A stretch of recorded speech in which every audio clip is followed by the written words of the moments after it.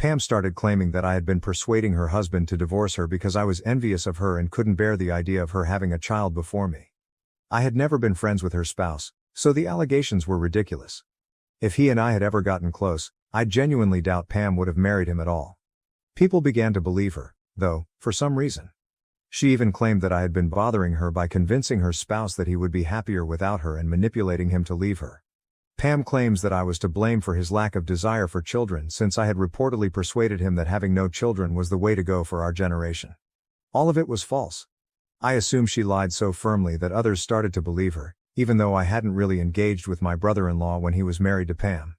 Many folks turned down my wedding invites. A couple of my supportive cousins and other family members told me about Pam's comments, so I already knew why. I wasn't shocked to learn that no one provided me with a detailed explanation for their refusal. Only a few relatives and a few individuals from my side of the family came to my wedding. Everyone else was either a friend or a co-worker. On the bride's side, the attendance was dreadfully poor. In the weeks before the wedding, I recall being really furious about all of this. Many individuals had already made up their minds, and some had even blocked me, but I knew I could try talking to them and being honest. I didn't bother because it would have been my word against hers.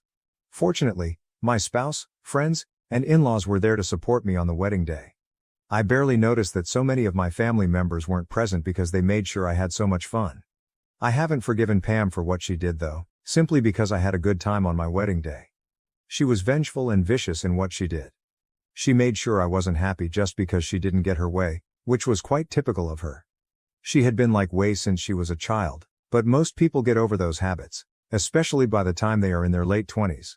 Regretfully, I am unable to say the same for her. I cut her and my parents off entirely after that incident, and my animosity toward them only deepened.